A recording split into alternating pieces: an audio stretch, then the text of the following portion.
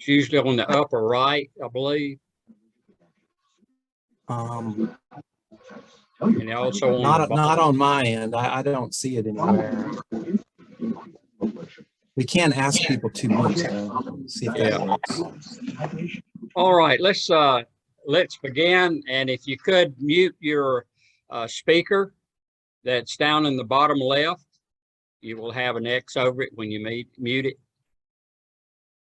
That way you'll still be able to hear, but you know, that any noise you have in your room will not go online.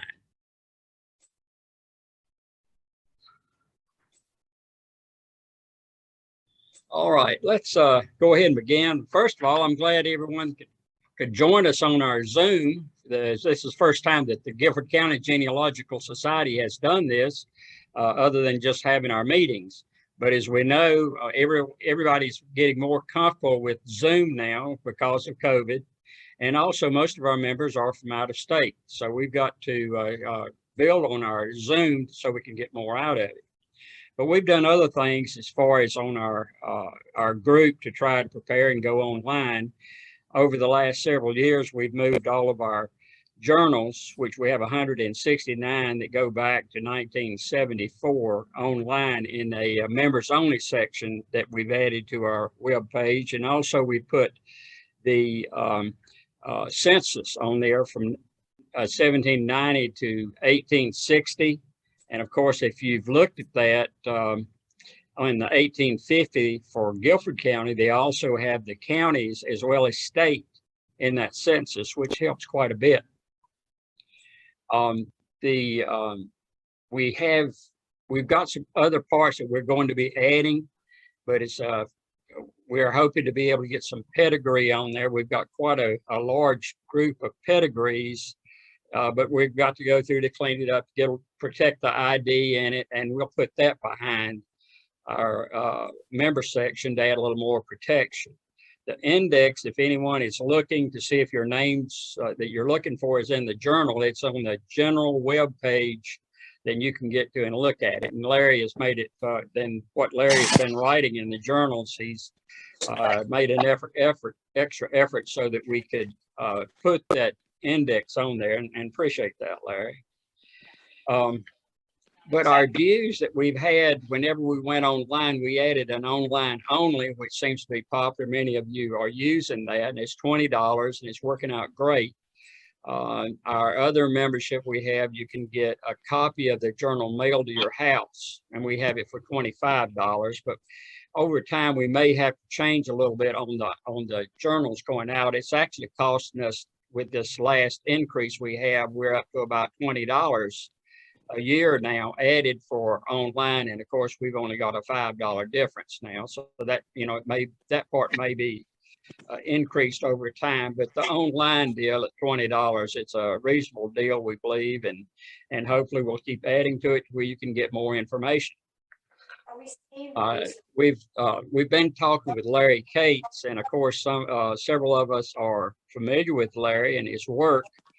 Larry was telling the story when he first got started or serious with this. He was going to college, and of course Larry realized how much it would help to go out there and find all of these records scattered around and put them in a form that all of us can use. And Larry he's got well over a dozen books. He's written many journals for not only our group, but he's done it for the state. He's got an award for his work. They give one a year to a genealogist working out of a library for the work they do for that year. And Larry got top honors for one of those years, in which we're proud that we've got someone in our area with that quality. And with that, I would like to turn it over to Larry now, and so we can get all of this knowledge and answer some of these questions we have. Larry? All right, everybody. I'm so pleased and honored that you came in tonight to join us for this presentation. And if you would, please remember to mute yourself if you haven't done so already. As far as questions are concerned, it might be helpful because there's so many of us at the end. If you type your question into the chat, area, if you can find that. And then maybe Tom can read those questions to me at the end. Would that work for you, Tom? I can do that. I think that might be a better way to do that. There are just too many people to just have us all trying to ask questions at the same time orally. I'm going to try to share my screen and start the presentation now.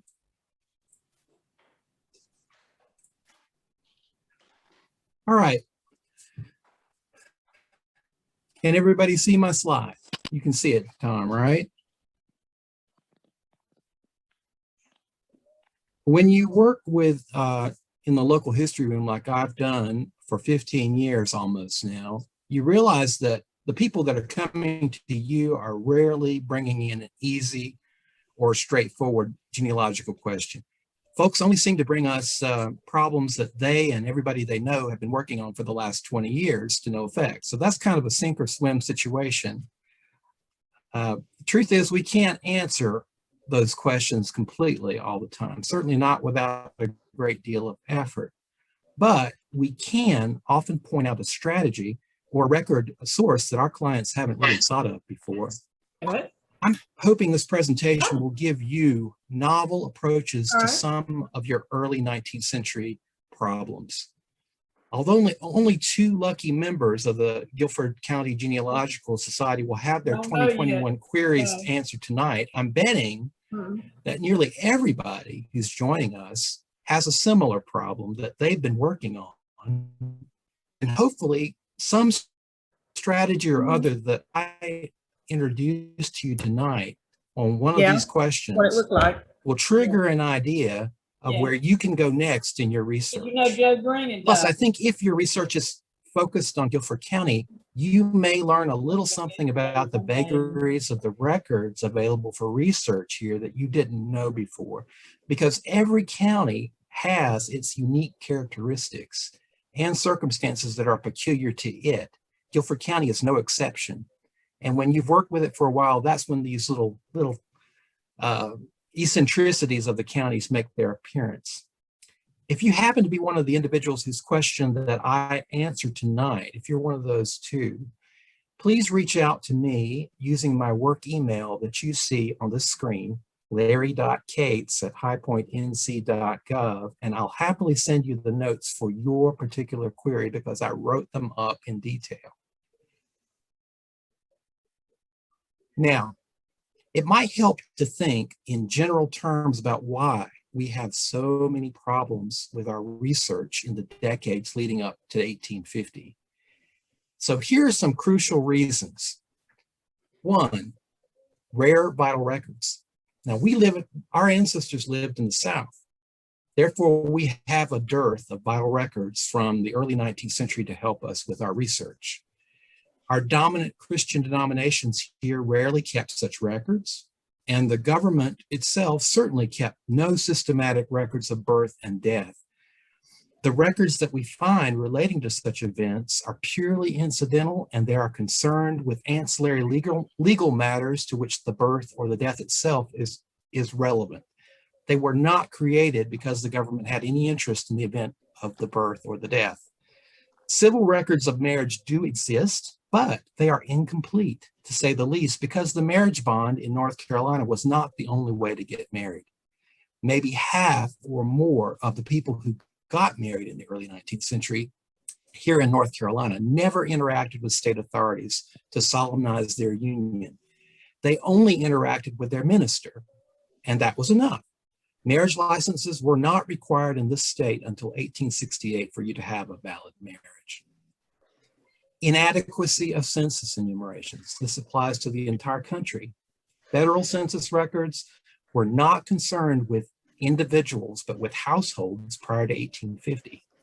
Only heads of households were named, though everybody was accounted for with a tick mark by gender, age category, free status or non-free status.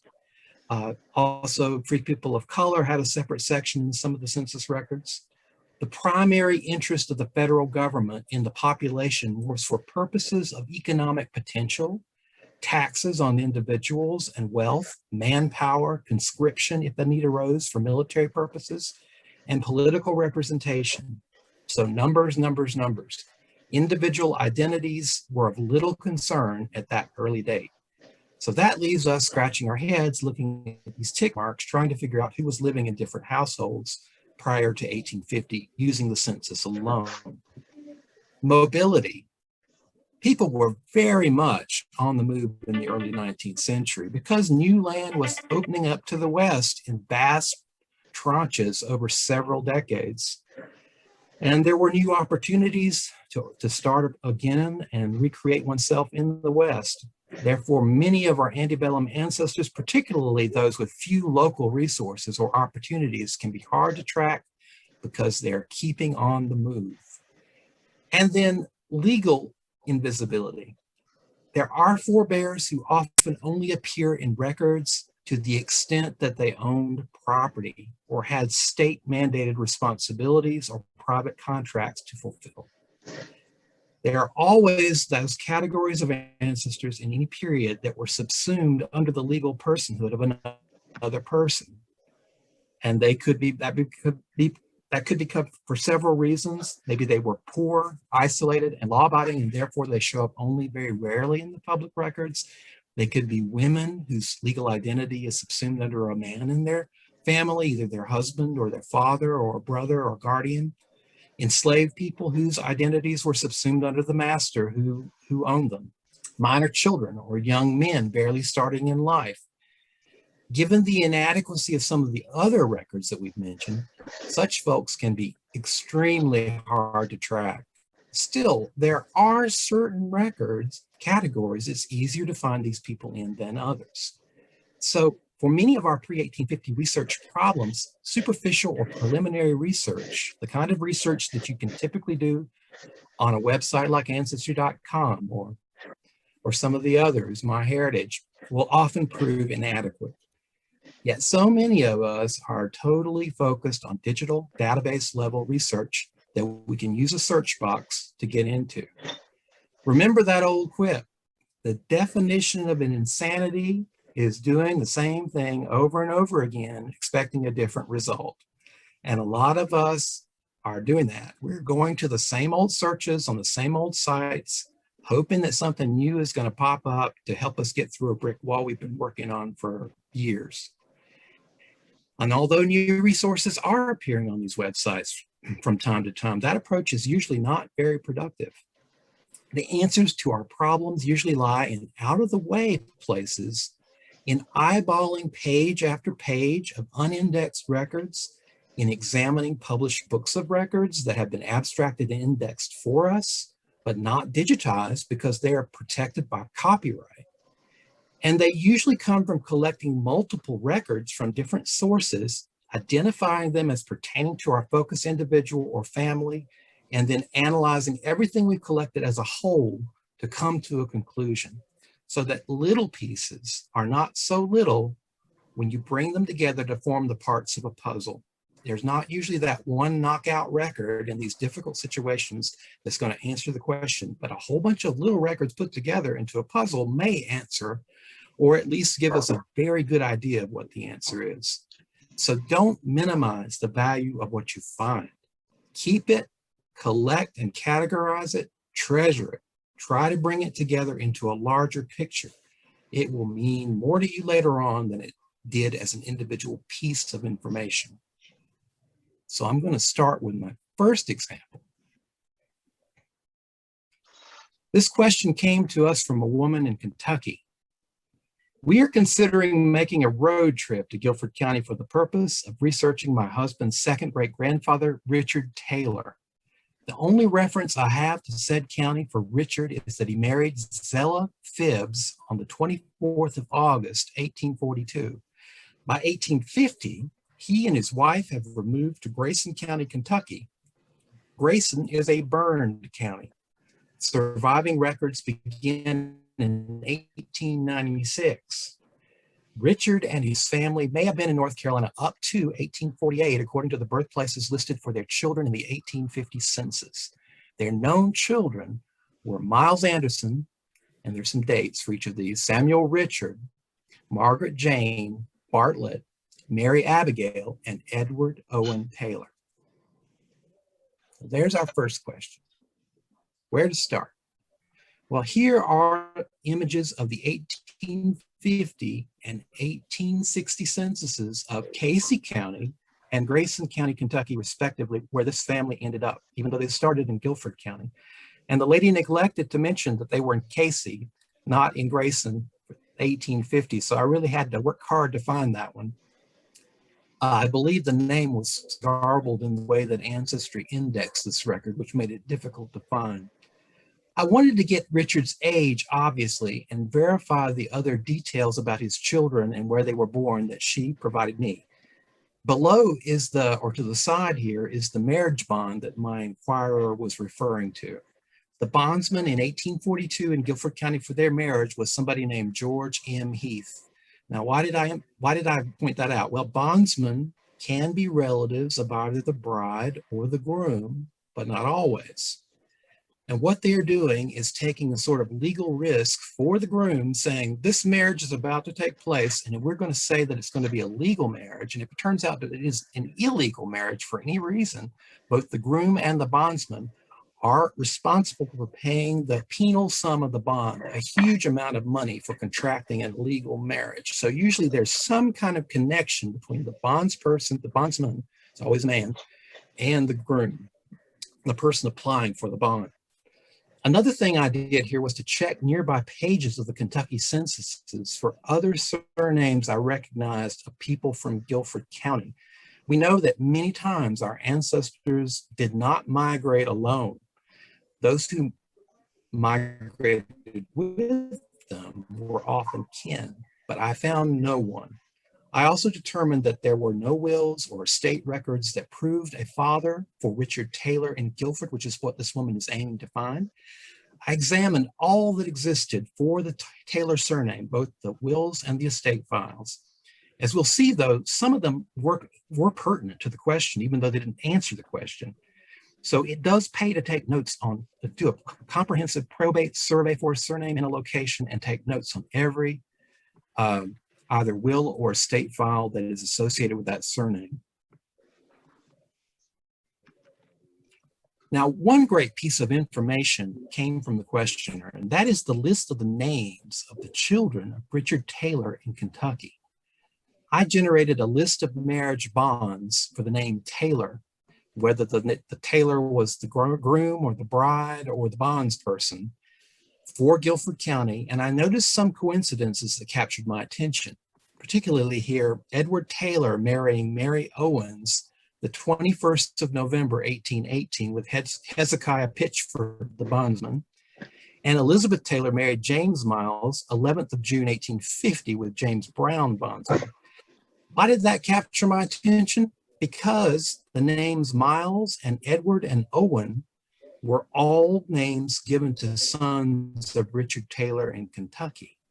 So my question was, could they have been family names, names of kinfolk and neighbors? And that's what started me on this line of research. Now here you see an image of the bond for the marriage of Edmund Taylor to Miss Owens. It was Mary Owens, I believe. That intrigued me. The name Edward did, because Richard had a son named Edward, and could Edward have been named for his grandfather, his paternal grandfather? Turns out, even though it was misread many times by indexers, the name is actually Edmund Taylor, not Edward Taylor. See his marriage license here where he is indexed as Edward at Ancestry.com. Clearly, though, the name is written Edmund if you look at it carefully on the bottom. That's his actual signature. He could be found in the census records from 1820 to 1840 in Guilford County, and then he disappears between 1840 and 1850. But in 1850, the remnant of Edmund Taylor's household does show up in Guilford County census records. Here is evidently on the left the widow Mary Owens Taylor heading that household that is numbered 769. I believe it's 769. Yep. And she's living with some remaining children at home, apparently. Samuel, Dolly, Nancy. Lucy could be Samuel's wife, but they're all in the same household here together. Next door is somebody named Lucy Bevel. You see, she's a 71-year-old female heading the next household over. And living with her, if you look up at the top of the next page, is another Mary Taylor, born in a different county, in Person County, and one James and Elizabeth Miles with Edwin S. and Nancy Miles. Now, marriage records reveal that James Miles was married to Elizabeth Taylor that very year on the 11th of June, 1850. So Elizabeth Miles in that neighboring household was also a Taylor. Now, a few pages back from these entries, we see a laborer named Edward, and it really is Edward this time, Edward Taylor, living with another member of the Bevel family, Archibald Bevel. And this is not the only Bevel link that we're going to come across. If we go back to the 1840 and 1830 censuses, which you see here, you can actually see that Edmund Taylor and his family are living next to, or only a few doors away from, that very same woman named Lucy Bevel. So we can be absolutely sure that this is the same household. Dicey Cole is also on both of these records, these earlier census records.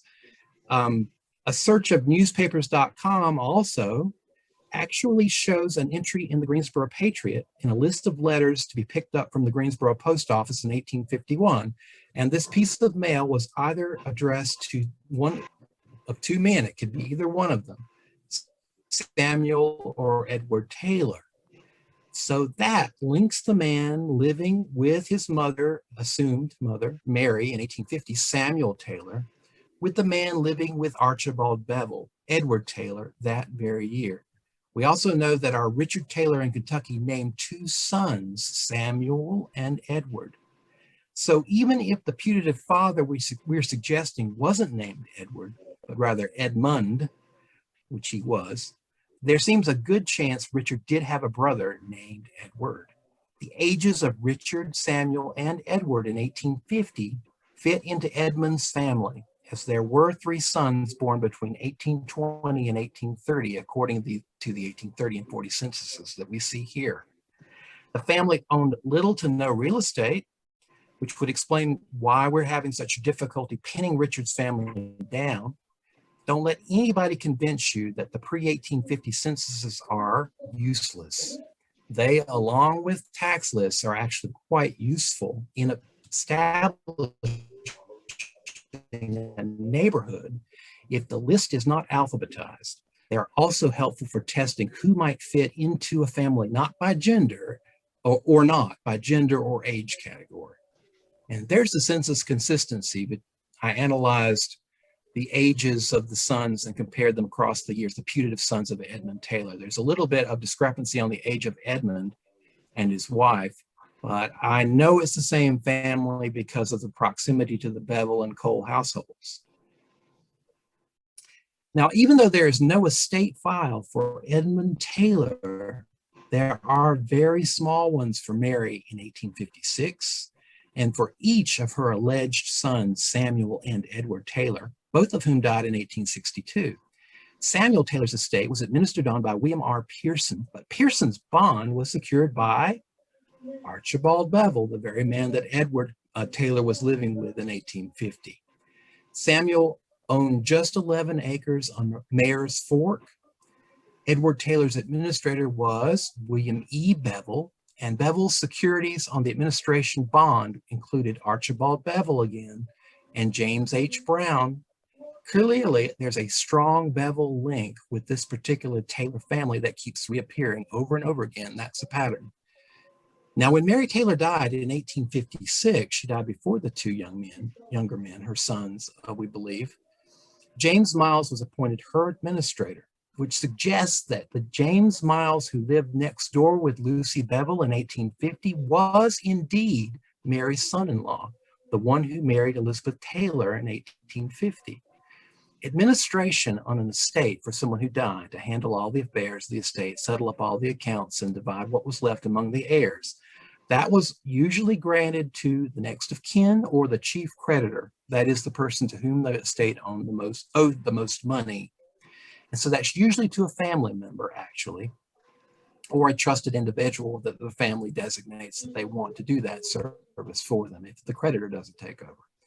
The only indicator to Mary's identity and kinship in this estate file are the people who purchased the estate sale for personal property. And you'll see that among those was Elizabeth Miles, Dolly, Mary, and Nancy Taylor, all folks living with or near her in 1850. So I had a strong suspicion that Richard Taylor of Kentucky was the son of Edmund Taylor and his wife, Mary or Polly Owens. The census materials were consistent. The naming practices seemed consistent. The material status of the family seemed consistent. They were poor people, struggling sort of with very little or no land. And there were still other records that I could examine, some of which were indexed and some that were not. I started with Dr. A. Bruce Pruitt's Abstracts of Deeds for Guilford County, which has a comprehensive index starting in 1770 and ending in 1865, and it covers all those books. There's an abstract for every single deed that was recorded in that period in the set of books, and they're still for sale, by the way. Now, I said that Edmund Taylor did not own land of any kind, so why am I looking in deed records? That doesn't mean that he wouldn't appear in a deed book as a witness or as an agent of another person or in a deed of trust.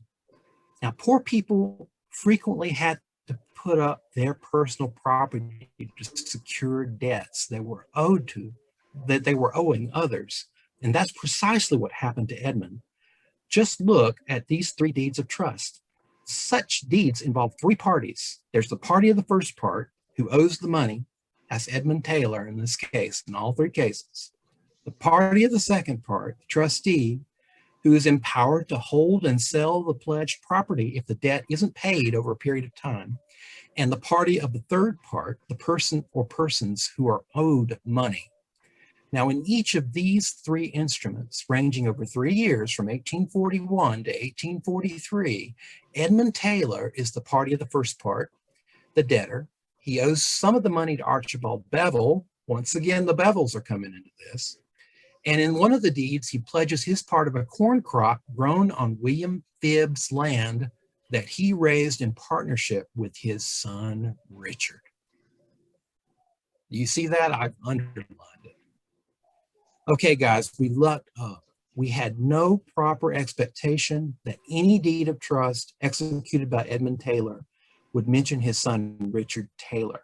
But this record does. It also associates this Taylor family with William Phibbs, or Phipps, who secured one of their debts and on whose land they were raising a crop of corn. This William is almost certainly somehow connected to Richard Taylor's wife, Zillah Phibbs. I assure you of that. That just goes to show that every reference to a person of interest should be examined, whether it's a court case or a deed of trust, a tax entry, a witness summons, a road maintenance order. We need to pull each and every record and see whether it associates the individual that we're interested in with others who may be related to them. Often there are associations, but no explicit mention of kinship. Still, if this record had not said my son, Richard Taylor, but just that he was raising a crop with Richard Taylor, that would be significant and a big help. A final comment. We're lucky Dr. Pruitt abstracted all of these early deeds and combined them into a nice published book, a set of books that we can search by the index.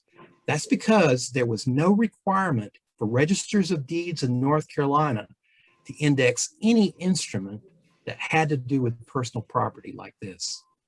Only indentures regarding land were required to be indexed. And usually that's what happened. Most clerks of court never indexed the personal property stuff, including stuff involving enslaved people. So the only other way to find these records is to look for them in the handwritten indexes that appear at the beginning or end of a lot of the deed books. But sometimes you don't even find a handwritten index. And in that case, you'd have to look page by page to find this stuff. So that might be worth your while, actually, if you're stuck, if you're against a wall like this lady was. So that's the end of the first question. And we have two questions, Larry. Judy has one about. All right. Can you see it in the? I can read it. Oh, yes, if Judy, you would. Okay, Judy had an ancestor from Randolph County who was a frequent bondsman. Was there any incentive to be a bondsman? No, in general, it's not like a bail bond today. Like people make bonds and make money off of it for individuals who are in front of the court, need to appear in court. It really was a risk. There may be attorneys who did that sometimes. That you might want to check and see if your ancestor was a county official or an attorney, and that might explain it, the prolific quality of it. But in general, it is a risk. And when you're taking a risk for somebody that they're going to appear in court, or they're going to perform as an administrator or conduct a marriage that's legal, you know, you're taking a risk. You need to know that person, and usually it's an association of some kind of friendship, a neighbor situation, and often a relative situation. And the other question, Louise asked, who is the author of Abstract of Deeds for Guilford County, and where can I obtain a copy? It's Dr. Albert Bruce Pruitt, Pruitt, and he is famous for his work on North Carolina land grants in particular. He's done land grants and land entries for most North Carolina counties, and a lot of deed abstracts for particular counties. He has a website. I know that if you look up his name, A. Bruce Pruitt, though, on Google and land, you're going to find his website. It shows exactly what he's offering. No? Okay, I'm going to move forward to the next question, which is a Guilford County Genealogical Society query from last year. The following query came from a GCGS member. I don't know who the member is myself because the name and the contact wasn't provided, and I hope it's one of you listening tonight. I've hit a brick wall with Alan Stack, who married Julia Lamb, and I'm trying to research the surname Stack. So trying to find any record of Alan's father or mother. I have tracked the family down to Guilford County. Any help or direction would be appreciated. And this is the lineage from Oliver Stack to Robert Allen Stack to Alan L. Stack, who is the brick wall. So that's where we start. Here we begin with the census again. The only time that Alan Stack appears in the census record by name is the 1840 census of Guilford County. Before that, he was probably under somebody else's name in the census, as he was a minor or just beginning in life and unmarried. And after that, he dies. He dies before 1850. But in that year, he is listed on page 242. Next door is Isaac Lamb, who may well have been his father-in-law, but he is 80 to 90 years old. That's Isaac Lamb living next door to him. Alan is aged 30 to 40, thus he was born between 1800 and 1810, and his wife Julia is 15 to 20, born between 1820 and 25. Now, he had married Julia at some time close upon January of 1840 when their bond was signed. So by the census date in 1840, they had probably been married for about 6 months, and this is what you're seeing here. The bondsman on their marriage bond was Joseph Sears, and you see the bond out to the right. Now, Alan must have left North Carolina for Tennessee shortly afterwards, after getting married and after the 1840 census, and he perhaps died there. By 1850, you can see that his wife Julia is widowed and is remarrying to one Jeremiah Couch, a cooper living in Wayne, and they're living in Wayne County, Indiana by 1850. And out to the right is the bond in Guilford County for her remarriage in 1847 to this Jeremiah Couch. The two children by Allen, labeled twins in the census on the left, Elizabeth and Robert A. Stack, who is the ancestor of the person providing the query, were born about 1844 in Tennessee, according to the census. The widow seems to have returned to North Carolina, therefore, where she remarried to Jeremiah Couch before heading out to Indiana with him. And there she had her first son by Jeremiah Couch named Thomas, who's at the foot of that record. Now, turning to Dr. Pruitt's abstracts of Guilford County deeds again, the reason for Allen Stack's move is probably partially revealed in Guilford County Deed Book 25, page 505. This is the only deed we can find which mentions him, other than one which alludes to a small debt that was owed to him for 25 cents. But this one is a deed of trust dated the 16th of November, 1841, meant to secure his debts to William Rankin, Jehu Lamb, and Jonathan Murphy for $117, all told. And by the way, Jehu Lamb is almost certainly his brother-in-law. So in order to do so, in order to secure his debts, he gave in trust this personal property, a horse, a lot of corn containing 3/4 of an acre on which he lived, a brindle sow, 3 hogs, a loom, a bureau, 2 scythes and cradles, a harrow, a chest, a barrel of brandy, a bedstead, 6 chairs, 4 bushels of wheat, 2 pots, 2 skillets, 40 bushels of corn, a mowing scythe, and a stone jar. Now, the debt had to be paid by the 25th of December, 1842, or all of that property could be sold. And sadly, likely it was. Merry Christmas, everybody. The deed of trust was witnessed by Joseph Rankin and W.C. Davis. Now, this deed indicates the very narrow financial straits in which Allen Stack was navigating, and it would suggest that we'll have a very difficult time tracing him a generation backward. It's likely that his parents were in a similar predicament and that there was no way that they could assist him.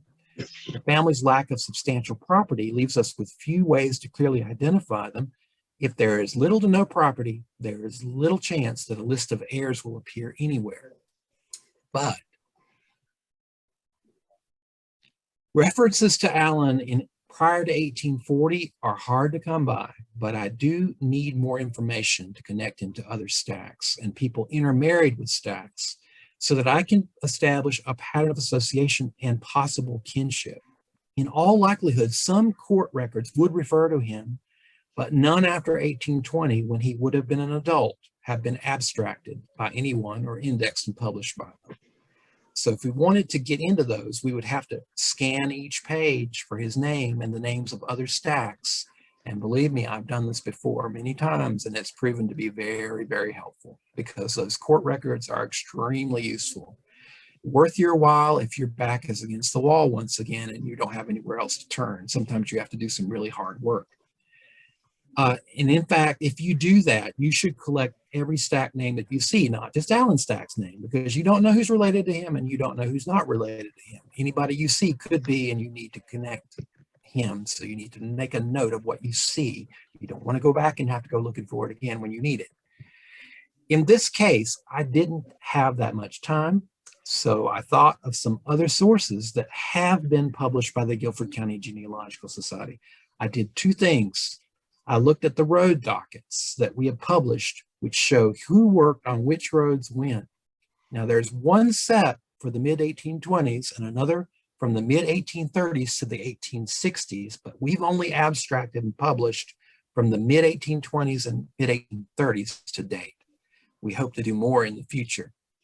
These are very useful in showing what men lived in what neighborhoods at what times, and naturally some of the men working on the same road are going to be kin to one another because they live in the same neighborhood. That's why they're assigned to work that road. There are good clues here, and a lot of young men who haven't acquired any property yet appear in these lists of people assigned to work roads. Also, I just looked for any reference to Allen Stack in the index to the Guilford Genealogist, which has been published over the last 45 years. We now have a combined index, thanks to Tom, on the GCGS website, which covers most years of publication with a little gap, which I filled in by looking issue by issue in the index for the name Stack. And I found another reference to him there. So we do end up with instances of him working on roads, and one instance in which he was involved in a criminal matter, which you see at the bottom. It was a little affray, a little fight that took place between him and Henderson Gardner. And there's more to it than what you see on the screen. These were just the most helpful ones. There were several other road orders that I copied down, but I didn't put them on the slide because there's no room for them on the slide. The three references to Allen Stack at a single term beg the question of whether there was more than one Allen in the county, but a couple of other individuals were repeated in these lists, so I'm inclined to think that wasn't the case. These lists do help us to place where Allen was living at that stage of his life, roughly. The area is around pages 183 to 185 of the 1830 census, but there are no Stack households in that vicinity. However, it does appear that he was living in the southwestern part of the county near Deep River. He should have been in his mid-20s, at least by that time. His late marriage suggests he was struggling to accumulate enough means to marry and support a family. The association with James Stack in two of the road records list, if you see that, he's listed with a James Stack in the list two different times. That seemed instructive to me. James Stack was the overseer of the road to which Allen was assigned in one instance and also worked on the same road with him later. There's also an Allen Osment on some of these road orders, which makes me wonder if there's a relationship with Allen Stack's name. But we can find a reference to a certain James Stack in the deeds as follows, and it's another one of those deeds of trust. 11th of January, 1841, Thomas Stack made a deed of trust to C.N. McAdoo to cover debts which he owed James and Jackson Stack and also William S. Gilmer, amounting to $140. Now, the debts were executed in January 1838 and 1839, and he used various personal property to secure them that I've listed here. The persons signing the deed were Thomas Stack, C.N. McAdoo, James Stack, Andrew J. Stack, and William S. Gilmer. That was a very useful record because per Pruitt's abstracts, there's no indication that this particular James Stack ever owned land in Guilford County. This James and his likely brother A.J. Stack both appear in McNairy County, Tennessee by 1850, along with their presumed father, Thomas Stack, born about 1783. Thomas is on that far left frame. You can see that James is living with him. He's in his 30s. And A.J. Stack's on that next page over. And then there's some other people here of relationship to the Stack family as well.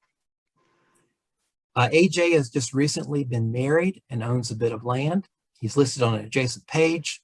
Thomas and James have no land in their possession. There are three unmarried sisters seemingly to be living with James and his father, Phoebe, Sarah, Lovey. Other married Stack women also traveled with this family to McNairy County between 1840 and 1850. Most are living nearby in 1850 and 60. They include Rachel Stack, the second wife of Azel Russum, Polly or Mary Stack, who married Harmon Curtis, Margaret Stack, who married James Laughlin, and Priscilla Stack, who married Alfred Laughlin. All of these individuals were likely children or grandchildren of Thomas Stack and his wife, Sarah Couch, whose marriage bond is dated the 8th of June, 1802. Per the census of 1810, Thomas did have two sons born prior to that year, either of whom could be the Allen Stack that we are researching. Now, there was another James Stack in the same part of Guilford County, but he's usually known as James M. Stack. From his estate file that is dated 1849, we discover that James lived on Deep River, where he had 131 acres adjacent to Thomas Barnum, Jonathan Gordon Lamb, and others. Notice the Lamb name again. He was 20 to 30 years old in the 1840 census, so he was quite young when he died by 1849.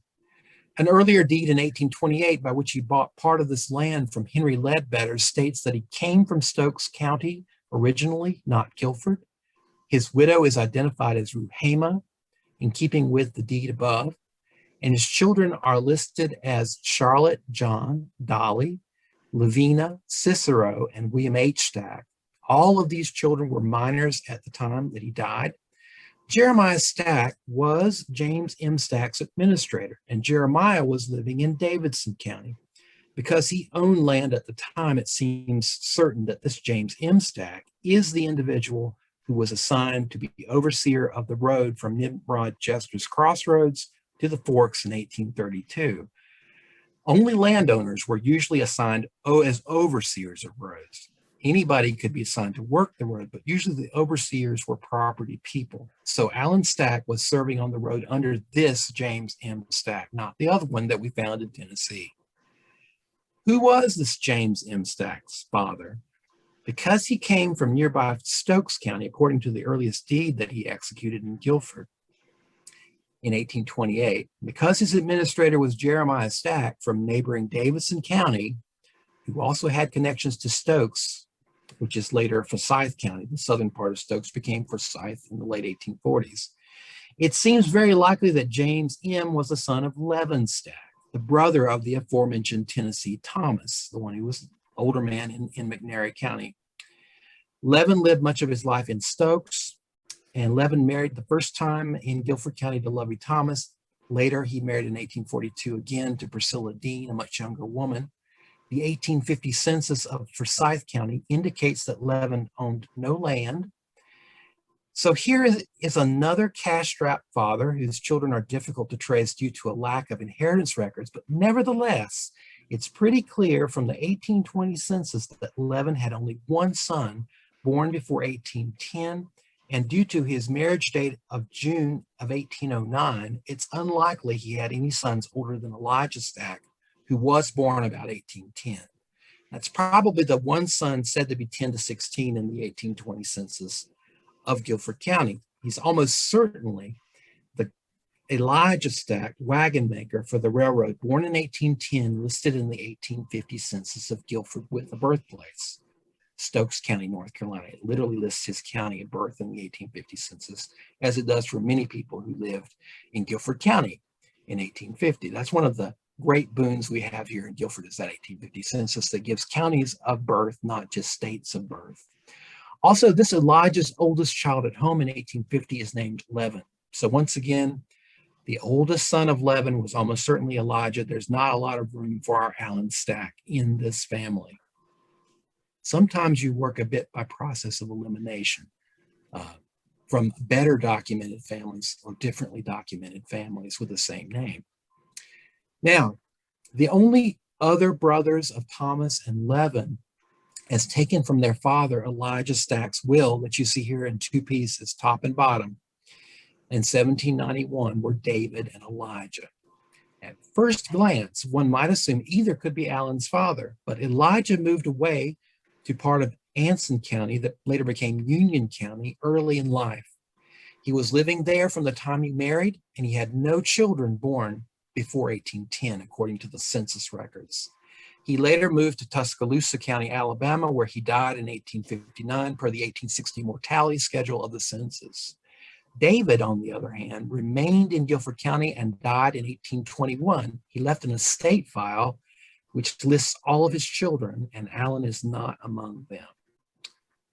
Elijah thus was his only son listed in that record of his estate and was born after 1810. That's another Elijah, not the Elijah son of Levin, but the Elijah who was the son of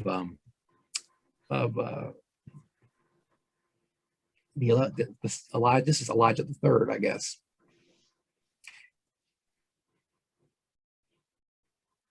Now, in the final analysis, I believe that Allen Stack, the subject of our study, was the son of Thomas Stack by Sarah Couch. Above anything else, this would explain why Thomas and Allen were both in fiscal trouble in 1841 when each executed deeds of trust that we've looked at for their personal property, lost everything, and then moved away. It would also explain why Allen's two children by Julia Lamb were born in Tennessee. When he died, the widow and children moved back to North Carolina to be near her family until her remarriage to Jeremiah Couch. No other Stack family in this lineage is associated with Tennessee. If any record could be found in McNairy County mentioning Allen explicitly, I believe that that identification could be solidified beyond any reasonable doubt. Court minutes might give us an indication. It might give us the best chance of finding Allen in McNairy County. I don't see that there are any tax records that we can look at there for the 1840s online. I did check for a land record that mentions Allen in the index, but there might be deeds of trust or deeds that have witnesses that include Allen Stack. But you would have to look through either published abstracts of deed records for McNairy if they exist, or just look through the deed books for that period of the 1840s to find some evidence that he lived there.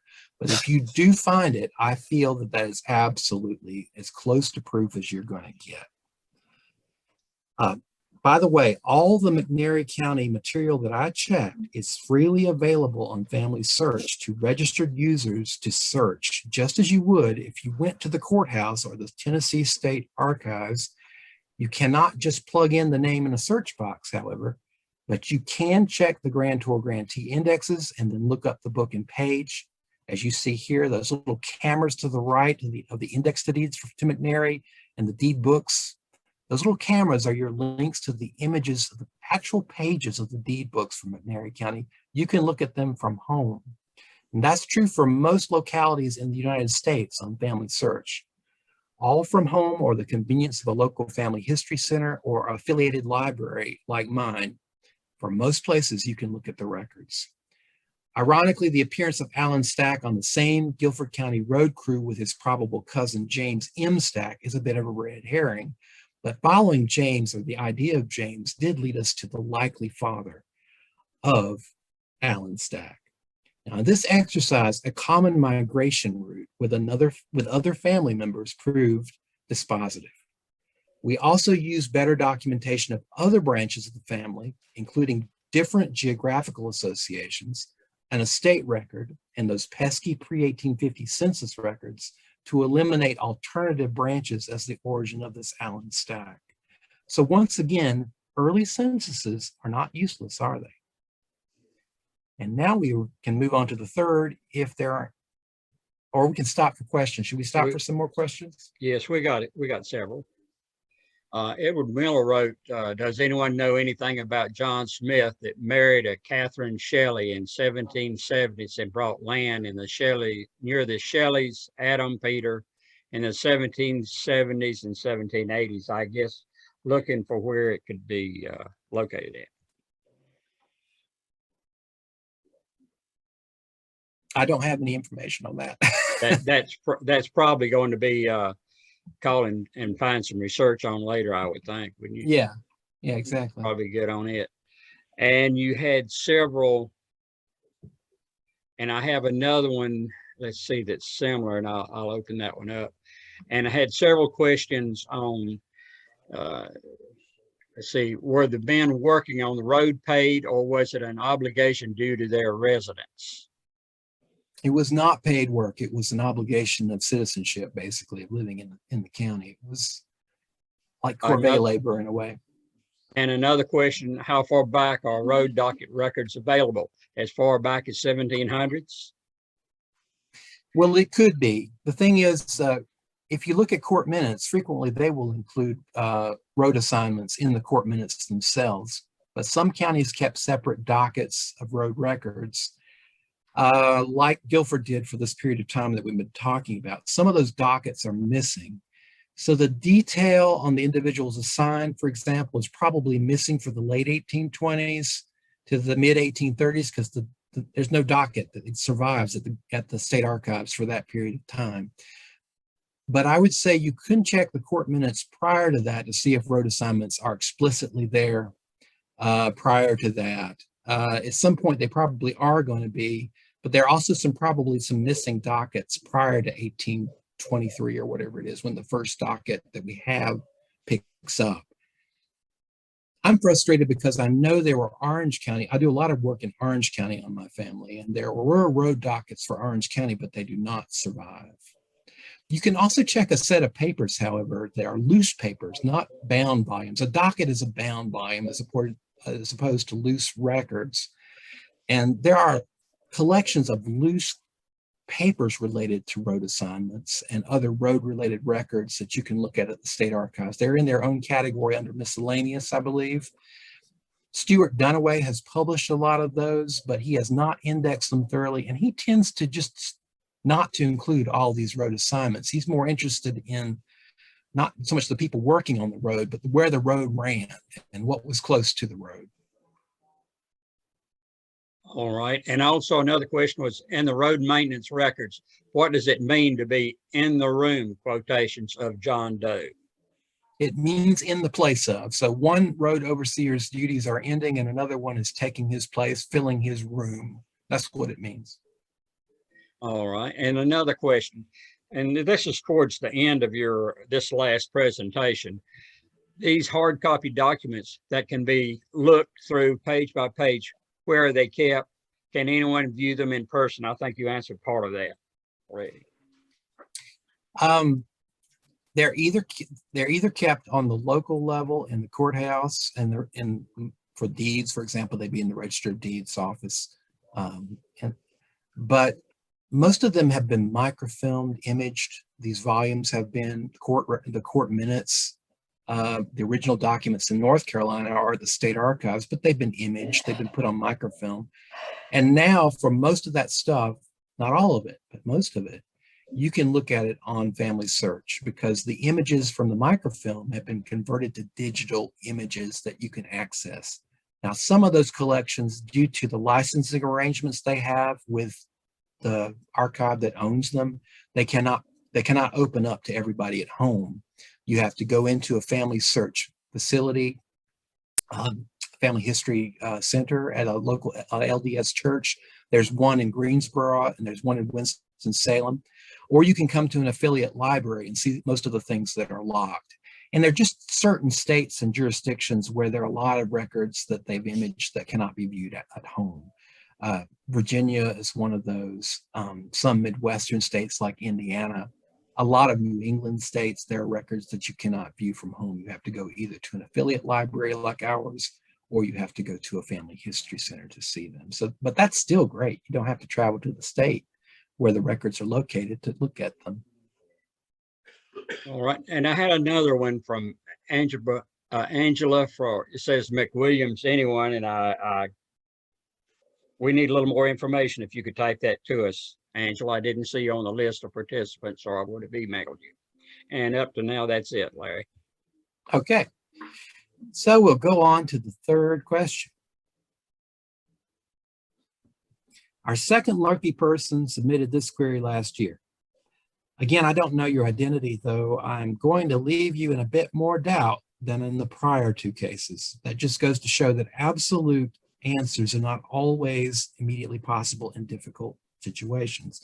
Sometimes we have to proceed with the best theory supported by the evidence and submit that theory to further testing.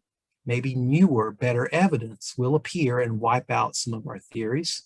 On the other hand, it may confirm a theory. One key tool that we're not using tonight, autosomal DNA evidence, can often resolve such matters from the early 19th century or even before that, if you get a descendant with the right DNA to test. But the problem is you cannot know in advance which of your relatives will have the best DNA for a particular set of ancestors that you're interested in. You just have to keep testing till you find the right one. So the question is, hello, I've gotten stuck on my ancestor, Elliot Dixon, who lived in Guilford County, and I was wondering if the Genealogical Society has any more information. Elliot's tombstone says that he lived 1803 to 1858. I found his marriage license to Sally Gardner in 1822. In his estate files, there are guardian bonds that say he cared for 10 orphans. The guardian bonds say Elliot and some other men were putting money in trust for them, but there's no mention of where they came from. I'm looking for information about Elliot or Sally's parents. I believe they were Quakers, or any information about those orphans. Okay. So the identification of Elliot Dixon's wife, Sally Gardner, as the daughter of Hezekiah Gardner, we're going to knock this one out of the park, and wife Jane, is fairly straightforward. We have merely to look at the 1830 census, which is on the right here, to see that he's living only a few doors away from Jane Gardner, apparently a widow in her advanced years. And that's a hint, right? That's just something I took as a hint to follow and see if that led to her side of the family, and indeed it did. Tracing backwards, looking for Jane's husband, it's easy through the abstracts of wills to find that she was the widow of Hezekiah Gardner, and those have been published, those abstracts of wills, a long time ago, and that she indeed had a daughter named Sally. And the will itself is over here on the left. You can see where he says toward the bottom, he wants his real and personal property to be divided equally between my 7 children, namely Sarah, Hezekiah, Lydda, Obed, Thomas Clark Gardner, Naomi Gardner, Richard Gardner. And so Sarah and Sally, that's the same name. That's the likelihood here, but it's not enough. It's not enough to prove it. This information comes through her late husband's will, which was written the 1st of May, 1819, and proved at August term of 1819. We also learn from this source that he had several stepchildren through his wife named Hilton, including one Hannah Hilton, who married John Irwin, bond dated the 15th of May, 1820. John Irwin in turn became the bondsman for Elliot Dixon's marriage to Sally Gardner in 1822. And you see these marriage bonds here on this slide. And then in 1838, Elliot Dixon served as a bondsman for Thomas C. Gardner's marriage to Peggy Oakley. Now, that's Thomas Clark Gardner of the will of Hezekiah Gardner. That's another son, so Sally's brother. And add to that the fact that Elliot Dixon named children Hannah, Hezekiah, and Obadiah Dixon after his wife's relations, and that Price Osmond, who married another daughter of Hezekiah, Naomi, served as a bondsman on some of Elliot Dixon's guardian bonds that the lady was referring to, or the gentleman was referring to in their query, for his own children through the 1840s. And you have excellent circumstantial evidence for Sally's family here. This is Sally's side of the family. Hezekiah Gardner may indeed have been born a Quaker, by the way, because there are references in Deep River Monthly Meeting to a Hezekiah who was disowned from Deep River in 1797. And the cause for this was fighting, bad language, dancing, young men's frivolity, and also commencing suits at law with fellow friends. There is no evidence that the Dixons, however, were Quaker according to Henshaw's records. Now, part of the question asks about all the children for whom Elliot Dixon was acting as a guardian, as a parent through the bonds and annual accounts filed with his estate records. Here is an example of one of those bonds. Clearly from the text of the bonds, Elliot had been appointed as guardian for his own children, probably because of inheritance coming to them through the Gardners upon the death of Jane Gardner. We could check this by looking at guardianship files, which for Guilford County are very voluminous. No one has really touched them. They are at the State Archives in Raleigh. They have not been imaged, but we could verify all of that very easily there. And also by checking through equity minutes, because some deeds indicate that Elliot Dixon and others had applied for a division of land, probably part of Hezekiah Gardner's estate, which was to be partitioned among the heirs when Jane died, as we just read in that passage that lists all 7 of his children from his will. But then we have to deal with Elliot. Gardners were easy to knock out, but now we've got to look for Elliot. When it comes to Elliot Dixon's origins, my first stop was to look at all the census records for households headed by Dixons from 1810 to 1820, looking for anyone who had a son potentially born between 1800 and 1810. And in fact, I found several possibilities just using census records alone. And I looked for both spellings of Dixon, D-I-C-K-S-O-N, D-I-X-O-N. Don't let the spelling throw you. Don't expect them to be spelling your surname of interest the same way all the time. But I also decided to look at early court minutes as published by the Society through 1820 and on the Guilford Parks and Recreation Department website. And the period from 1788 to 1811 is covered by a project done by some students and put up on the Guilford County Public Library's website now in 3 searchable PDF files, which you see there as the second option. The other 3 taking you up through 1820 are books that have been published by the Society. I think the first one was by James Smith Hill, and Judy Milliken did the book 1811 to 1815, and I did the book from 1815 to 1820. I'm going to continue doing those, by the way, because these records are extremely useful, as they proved in this case, because immediately on the Parks and Recreation website, or now it's the Public Library website, Greensboro Public Library, I found 2 court orders that you see above. In August 1810, ordered that an orphan boy by the name of Elliot Dixon. Now, when I actually looked at the original records, it said Dixon. So I searched this not only by his last name, I would never have found it. I searched by his first name and did find it. Aged 5 years old, the 15th day of last December, be bound to Thomas Beard until he arrives at full age to learn the art and mystery of a potter. And a few years later, 7 years later, I found another reference to this fellow. So we now know it truly was Elliot Dixon. Ordered by the court that William Beard be released from the obligation in behalf of Elliot Dixon, and the indentures are rescinded. So clearly Elliot was an orphan. He was not an illegitimate child, and his father must have died in 1810 or somewhat before that. Given his tender years, he would not have been bound out until age 5 or so he could have been orphaned well before this. Too bad that these records do not reveal his father's name. They could have, they sometimes do. But this likely means that the individuals in Dixon-headed households in 1810 do not correspond to the situation unless they were keeping the orphan Elliot in their care when the census was taken. They're not going to be his father. He was an orphan prior to this. Review of court minutes reveals the deaths of 2 Dixon men about this time, either of whom could have been the father to Elliot. First, there's Henry Dixon. William Walker was granted administration on his estate at February term 1808 in a 50-pound bond with William Patterson and William McGee sureties on the administration bond. The amount of the bond indicates the size of the estate. So 50 pounds is probably twice the value of the estate of this deceased Henry Dixon. That's really quite a small estate. So we could definitely see the son of this Henry needing to be bound out to a trade. Any property he inherited would have been insufficient to maintain Elliot if this is his son, barring the debts that Henry would have owed. We also know that a Henry Dixon was married in Guilford County at some point in the 1800s. There is a marriage bond, but no name for the bride and no date on the bond for Henry Dixon. But we do have the printed form of the bond, which gives the date as 1800 and then blank. So it was sometime in the 1800s that this Henry Dixon was married.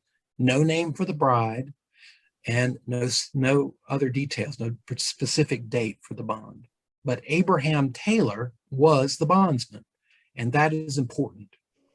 Henry Dixon's sales list was returned at February term 1808, and his estate was settled in August of that year, but there are no further details. There's no loose estate file for either of these men. Many loose estate files for the first 4 decades of Guilford County's existence have been lost. An index to the entries in the court minutes related to estates was prepared by Mary Browning and published in the Guilford Genealogist, and we've in the room where I work in Heritage Research Center at the High Point Library, we bound Mary's work as a separate book that people can use because it's so important. That's also true of the early loose apprentice bonds, which potentially could have added more information. They do not exist. There are no loose apprentice bonds this early on, just some references in court minutes to people who were bound out as apprentices. Now, the second deceased individual who could be Elliot's father was Benjamin Dixon. In February of 1808, that very same year, Joseph Dixon became Benjamin's administrator. He entered into bond with Isaac Gullett and Moses McLean in the sum of 300 pounds. So this was more property than Henry, but not a large amount more. about 150 pounds worth of property, in other words, by estimate. We also know his widow's name. She was Anne, and her maintenance was laid off to her in February 1808 by Moses McLean, Isaac Gullett, and Walter McConnell. All notices are found on page 430 of those court minutes. The estate was settled by August of 1809, and then something happens. There is a very oblique reference in February 1810 that runs, as you see at the bottom, ordered that Sampson Smith be appointed guardian to Anne Benjamin Dixon, deceased, who entered into bond in the sum of 50 pounds each with Daniel Donnell, secured, who also was appointed by Moses McGrady, James Millis, and George Swain, Esquire. So what does that mean? Well, was Anne Dixon Benjamin's child in need of a guardian? The relationship between Anne and Benjamin is omitted in the court minutes. It just says Anne, and then it says Benjamin Dixon with no relationship specified between the two of them. I think it's very likely, though, that this is Anne, the widow of Benjamin Dixon. We've seen her name before as Anne. A widow would not need a guardian unless she became mentally or physically incapacitated or incompetent. And maybe that's what's happening here. And then just 2 terms later, Elliot Dixon would be bound out to Thomas Beard. So I feel pretty sure that Elliot was an orphan of either Henry Dixon or Benjamin Dixon. Both were married. Both died about the time that he was first apprenticed, Elliot was. Both could have had surviving children. Initially, I leaned toward Benjamin, particularly given the possibility that Anne Dixon, Benjamin's widow, went insane or became infirm and needed her guardian herself. So her child would have been in urgent need of a caretaker at that point. And a master-apprentice relationship was better than no one to care for him at all. However, geography, at least, argues against that. Benjamin Dixon owned no land, but his administrator, Joseph Dixon, who was likely a relative, maybe a brother, maybe a father, did own land. And it was in the section of central eastern Guilford County around South Buffalo Creek and Alamance Creek near Alamance Meeting House. This is also where Sampson Smith, Anne Dixon's guardian, lived. And I found that all out by looking at Pruitt again, the abstracts of deeds. You can also say that of the men who laid off Anne's year's support to her, you could say that of them as well. Walter McConnell, Isaac Gullett, Moses McLean, all in that same area of the county where you see the whitish or yellowish little cross out to the right there. So they would have been neighbors, presumably, or they wouldn't have been asked to perform that duty. But if this were the right father, why wouldn't Joseph Dixon have cared for young Elliot? He was Anne's guardian, after all. He had plenty of means, if you judge by the amount of land he owned. The alternative was to place Elliot in a stranger's household, and I believe Joseph Dixon moved to the Midwest just after this. So why would he leave little Elliot behind in this fix? Of Elliot Dixon, we know that he had purchased his first land on Hickory Creek when he became of age, a tributary of Deep River, which is near Jamestown in southwestern Guilford County. And he purchased that land from John Barnard in 1830. Now that's where he lived the balance of his life, but he was also living in that general area when he was apprenticed, because the Beards, to whom he was apprenticed, are most associated with Hickory Creek and Deep River in the same section near Jamestown. This is quite a distance from where Benjamin Dixon must have lived. Not impossible, but it would have been much more natural to find a master for young Elliot Dixon in the area where he was born and raised. So when it comes to Henry Dixon, there are a few clues as to where he must have been residing. We kind of eliminate Benjamin. We have to look at Henry again as a potential father. We haven't totally eliminated either of them, but still. His marriage bond was secured by a man named Abraham Taylor. Now, there's only one reference in deeds to Abraham Taylor. He witnessed a deed from George Mendenhall Miller to Richard Mendenhall Tanner for land on Deep River adjacent Major Anderson, Shelley, and Beard, along with James Mendenhall in 1802. Now, clearly, this is the Jamestown area, and it is land adjacent to Beards.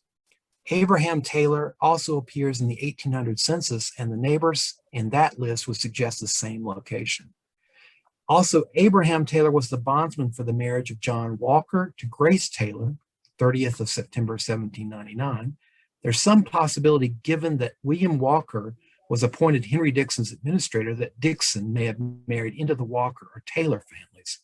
These individuals seem to have originated in north central Guilford, near Mayor's Fork, Fall River, and Finley's branch of Reedy Creek, so directly north of Jamestown on the northwest side of modern Greensboro. That's where the bright red cross is. Now, the place where Elliot Dixon owned land and where Abraham Taylor is associated with the Mendenhalls and others is that blue and burgundy dots, the crosses to the lower left-hand side of the county, the lower western side of the county. So although I cannot say for certain, I would suggest there's a slightly more likelihood that Henry Dixon was the father of Elliot Dixon. Now, this really goes to show that geography is quite important in evaluating evidence. You really need more specific information than just the county in which your ancestor lived, but specifically what part of the county.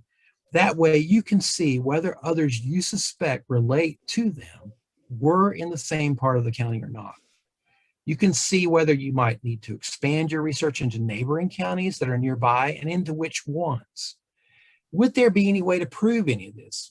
Well, more research into the Walker and Taylor families might help. Also, a Y DNA test of an Elliot Dixon descendant in the direct male line might help to clarify which family his father ultimately descended from. Autosomal DNA might help to clarify as well, particularly if a tester has the right DNA from Elliot Dixon to prove that his mother was aligned to these Taylors or Walkers, or even to which Dixons we're talking about. That is well within the realm of possibility, but there's very little to go on here as yet.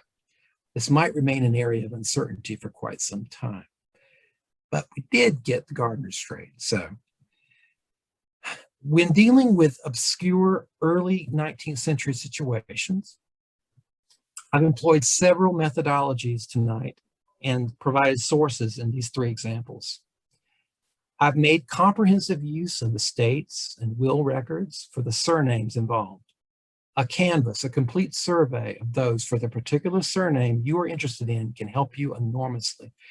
Taking notes on each one is never a bad idea, and all these records are easily accessible online if you are good at reading through them, the old handwriting. Some immediate answers can come to the fore in that process. You may even find the answer to your question looking through the estates and wills. Heirs are sometimes listed, but more subtle clues can also appear, as in who owes money, or who purchases at an estate sale, or who is appointed the administrator. And then knowing the names of well-established families with that surname that you're interested in, which tend to be well documented in probate records, can help you to eliminate some possibilities and focus on others. Now, number two, I paid attention to patterns within the marriage bonds that do exist for the county in question, including the naming practices and patterns of association. Broadly, the bondsmen are also important, for they were taking a risk in standing with the groom on the bond, and they might be related. Three, I've taken full use of the deeds for the county thanks to Pruitt's abstracts. Not only do deeds establish location within a county, and proximity is very important to solving these questions, they also show who was associating with whom. That's even more important. We've learned that deeds incorporate more than just land records. Deeds of indebtedness or deeds of trust are just as crucial. Even when abstracts like Pruitt's don't exist for a county, they are worth the added effort to research. But remember, the grantee-grantor index will not tell us everything we want to know, particularly about those personal property records in North Carolina. They're important too, and they've been very crucial to a couple of these questions. Then I've incorporated information from our abstracted court minutes about estates, apprenticeships, bastardy issues, road assignments, and other matters. All these help to establish location and patterns of association, which are key to solving many early problems. But I could expand my search to minutes that haven't been transcribed and indexed yet.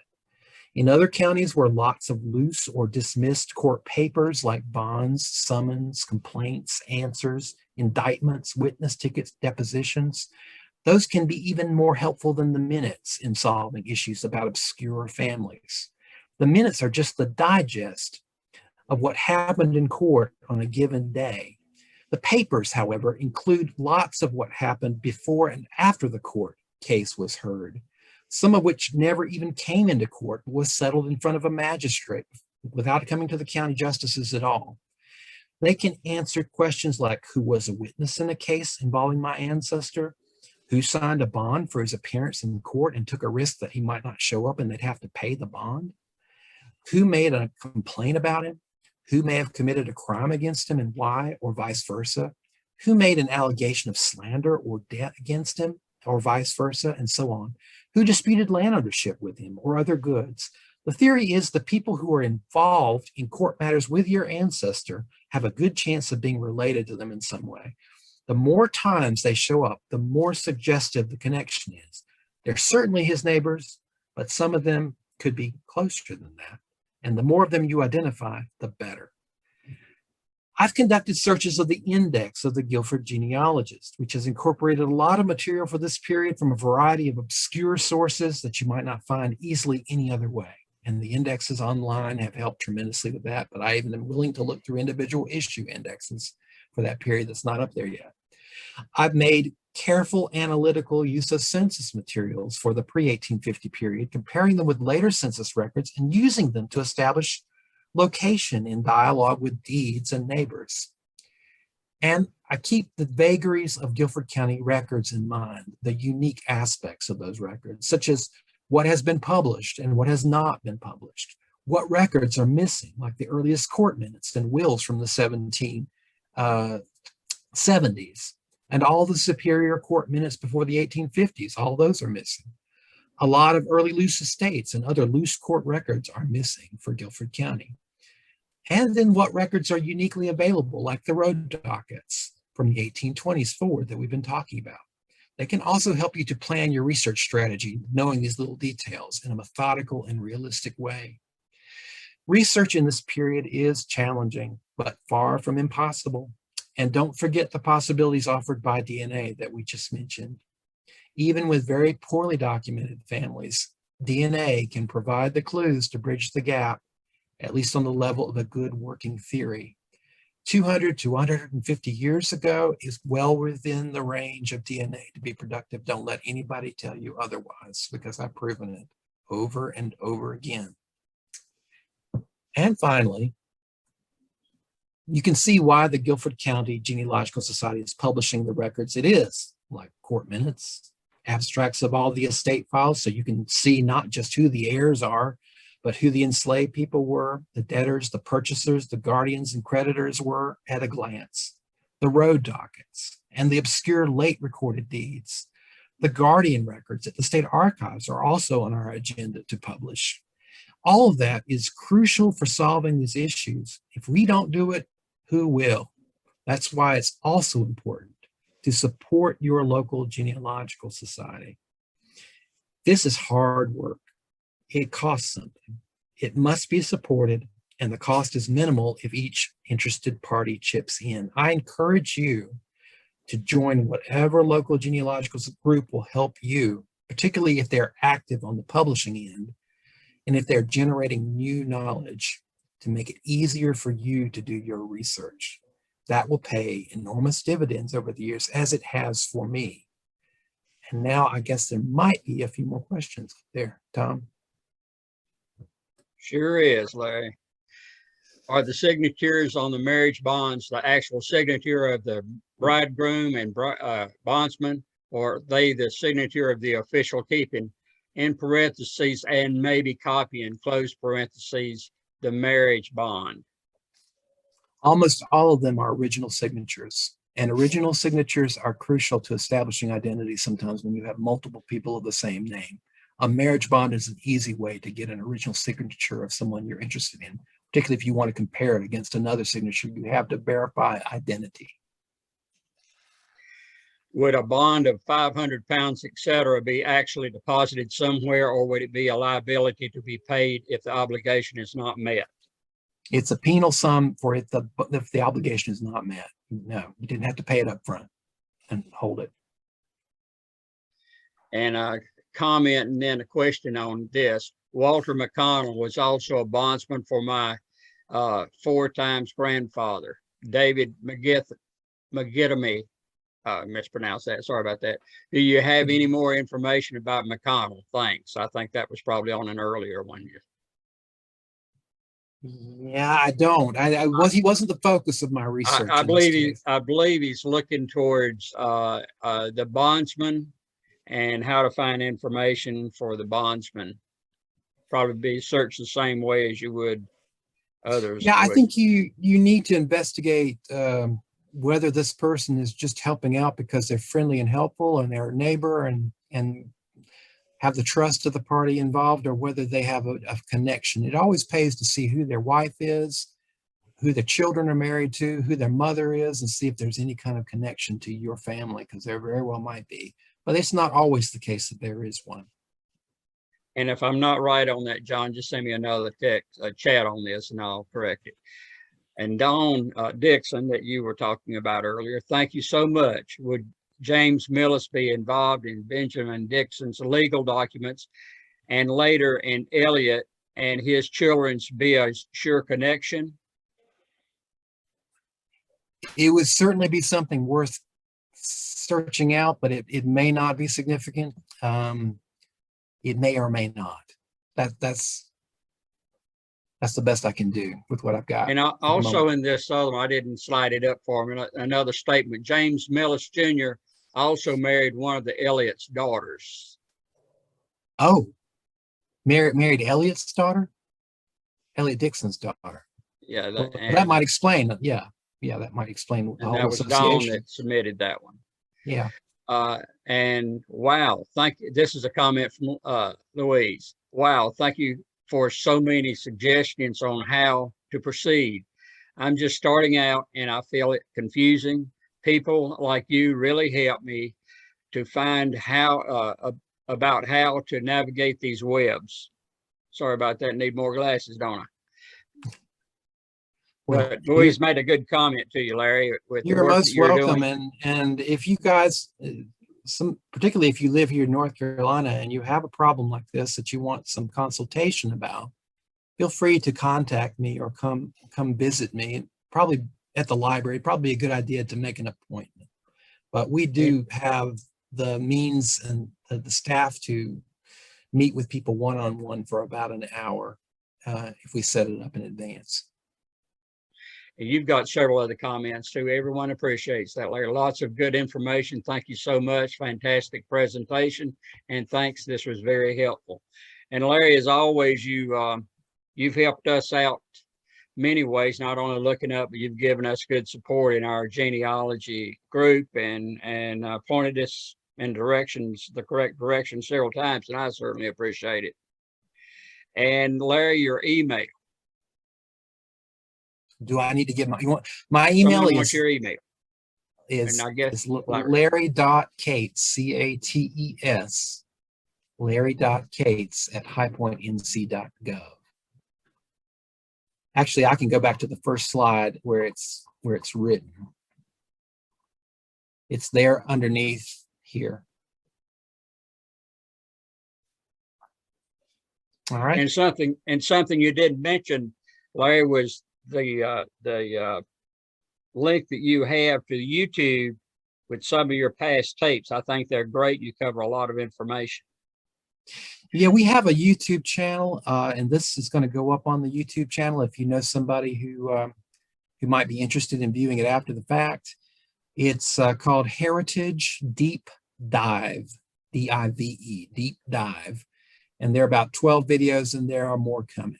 I'm looking forward to adding this one, and then we've got another one coming up on using DNA to crack a common surname problem. All right, Larry, I really appreciate it. And I appreciate the knowledge out of it and look forward to checking out some more of your tapes. And they had that information you've helped me with. My pleasure. And any other questions? Okay, you can see the chat over here. You've got all kinds of thank yous, Larry. Oh, well, very nice. Thank you. And a name that keeps popping up is Ikaza Gardner. You get a lot of questions on him, I take it. I've seen several queries on him for other people. So he must have a large family or had a large family. Evidently. All right, with that, any more questions? We know where to find Larry. And thank you, Larry, and we will try this again. Good night.